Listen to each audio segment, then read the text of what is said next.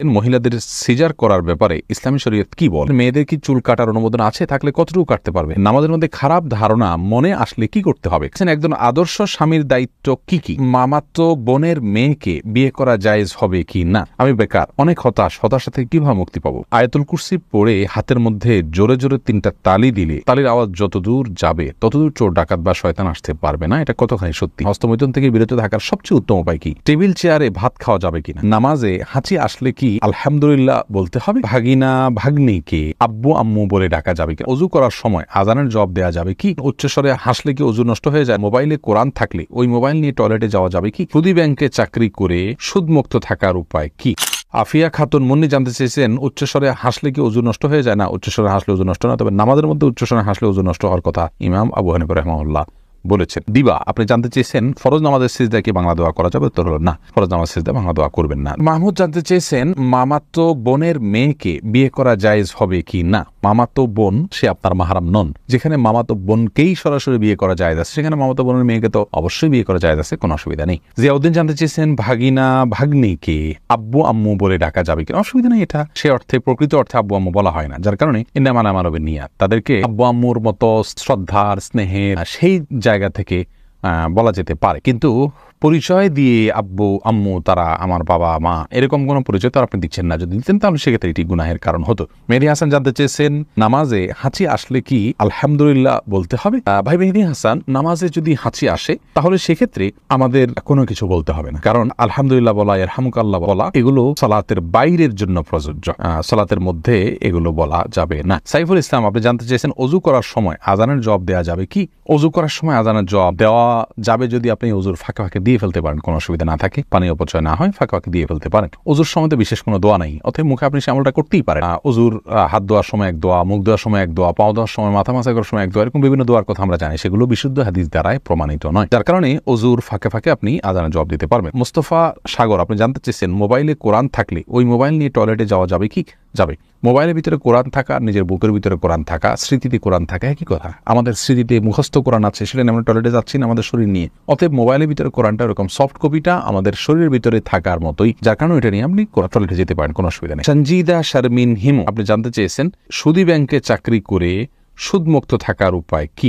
দেখুন, সুদী ব্যাংকে চাকরি করে সুদমুক্ত থাকার একমাত্র উপায় হলো যে আপনি সুদী ব্যাংকের এমন কোন পদে কাজ করবেন যে পদে কাজ করলে সরাসরি সুদের সাথে কোনো সম্পৃক্ততা আপনার থাকবে না, অর্থাৎ কথার কথা সুদের স্যাংশন করা, সুদের সাক্ষী হওয়া, সুদের হিসাব রক্ষণ, এরকম কোনো কিছুর সাথে আপনি সম্পৃক্ত থাকবেন না। এরকম কোনো কিছুর সাথে যদি আপনি সম্পৃক্ত না থাকেন তাহলে সেক্ষেত্রে ইনশাআল্লাহ আশা করা যায় আপনার সেই চাকরি জায়েজ হবে এবং হালাল হবে। রাহাত নাম দেখা যাচ্ছে, এই নাম থেকে আমি যে প্রশ্নটি দেখতে পাচ্ছি সেটা হলো, টেবিল চেয়ারে ভাত খাওয়া যাবে কিনা? উত্তর হলো যাবে, তবে রাসূল করিম সাল্লাল্লাহু আলাইহি ওয়াসাল্লাম সম্পর্কে হাদিসে বর্ণিত হয়েছে, মা আকালা নবী সাল্লাল্লাহু আলাইহি ওয়াসাল্লাম আলাল খিওয়ান কাত্তু, তিনি কখনো খেওয়ানের উপরে খান নাই। খেওয়ানের ব্যাখ্যা অনেকে বলেছেন টেবিল চেয়ার, যার কারণে এটা অ্যাভয়েড করা, বিশেষ করে হেলান দিয়ে তিনি কখনো খাননি, এরকম একটি বর্ণনা পাওয়া যায়। তো যার কারণে হেলান দিয়ে খাবেন না, যদি চেয়ারে বসেনও খুব আয়েশ করে আয়েশি ভঙ্গিতে খাবেন না, এটুকু খেয়াল করা জরুরি। বাকি এটা খেলে যে গুনাহ হয়ে যাবে ব্যাপারটি সেরকম নয়। আব্দুল্লাহ আল জাবির আপনি জানতে চেয়েছেন, হস্তমৈথুন থেকে বিরত থাকার সবচেয়ে উত্তম উপায় কি? সবচেয়ে উত্তম উপায় হলো নির্জনতা পরিহার করা, কারণ নির্জনতা ছাড়া হস্তমৈথুন হয় না।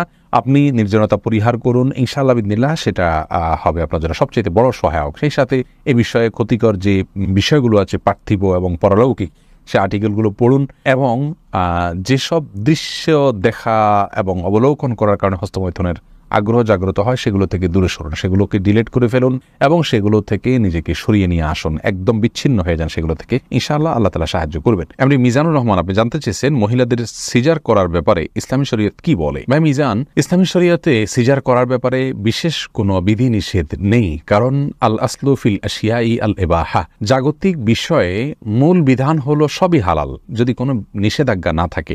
তো সিজার করার ব্যাপারে কোনো নিষেধাজ্ঞা নেই।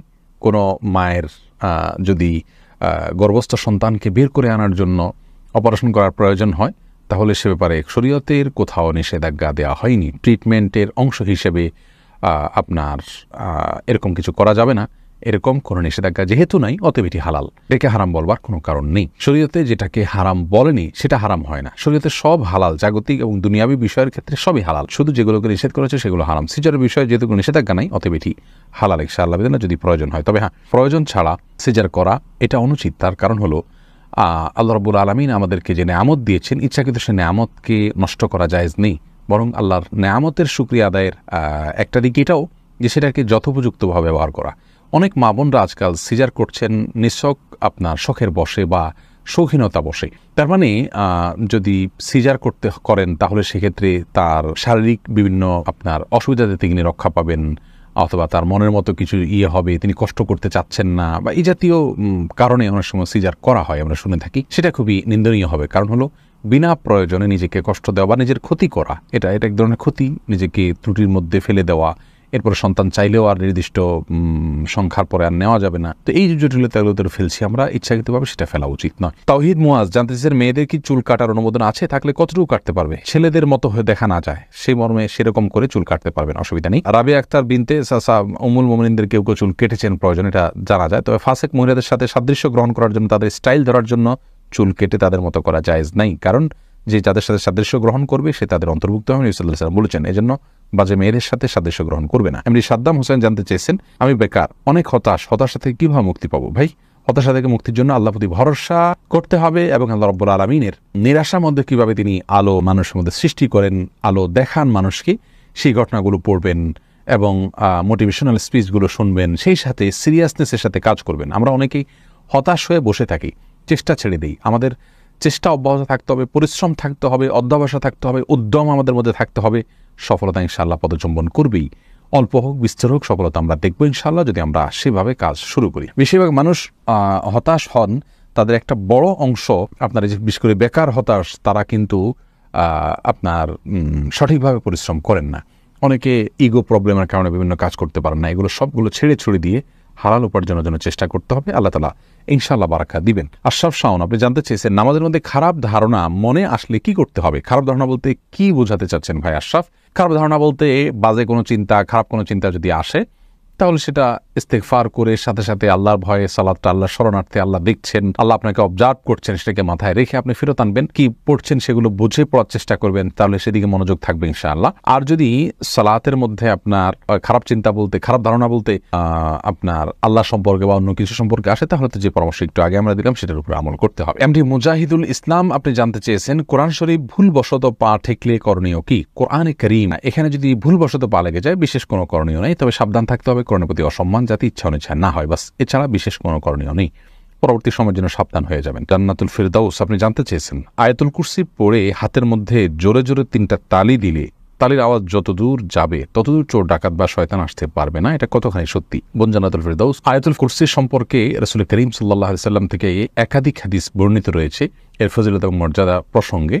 তার একটি মর্যাদার বিষয় এও যে যেই বাসায়, যে ভবনে বা যে বাড়িতে বা যে জায়গায় বসে আয়াতুল কুরসি রাতের বেলায় তেলাওয়াত করা হয়, সেখানে আল্লাহ রাব্বুল আলামিন চুরি দাড়ি এগুলো থেকে তাদেরকে হেফাজতে রাখেন। অতএব আয়াতুল কুরসির এটি একটি ফজিলত বিশুদ্ধভাবে প্রমাণিত যে সেখানে আয়াতুল কুরসি পাঠ করলে আর চুরি হবে না ওই রাতে। কিন্তু এর মানে এই নয় যে যেমনটা আপনি বলেছেন যে 3বার তালি দিতে হবে, তারপর তারের আওয়াজ যতদূর যাবে ততদূর আপনার প্রোটেকশনে চলে আসবে, এরকম কোনো কথা কোনো বিশুদ্ধ হাদিসে বর্ণিত হয়েছে বলে আমাদের জানা নেই। রেজাউন আহমেদ শুভ আপনি জানতে চেয়েছেন, একজন আদর্শ স্বামীর দায়িত্ব কি কি? একজন আদর্শ স্বামীর দায়িত্ব হলো তার স্ত্রীর শারীরিক চাহিদা পূরণ করা, তার স্ত্রীর আর্থিক চাহিদা অর্থাৎ ভরণ পোষণ এগুলোর ব্যবস্থা করা, তার সাথে সুন্দর আচরণ করা। আল্লাহ বলেছেন, ওয়া আশিরুহুন্না বিল মারুফ, আমরা স্ত্রীদের সঙ্গে যথাযথভাবে বসবাস করবে, সামাজিক যে তাদের মর্যাদা আছে সেটাকে লক্ষ্য করে বসবাস করবে, গালমন্দ করবে না, অযথা তাকে কষ্ট দিবে না এবং অযথা প্রহার করবে না এবং তার প্রতি অসম্মান অশ্রদ্ধা এরকম কোনো কিছু করবে না, যথাসম্ভব তার কাজে হেল্প করবে। রাসূল করিম সাল্লাল্লাহু আলাইহি ওয়াসাল্লাম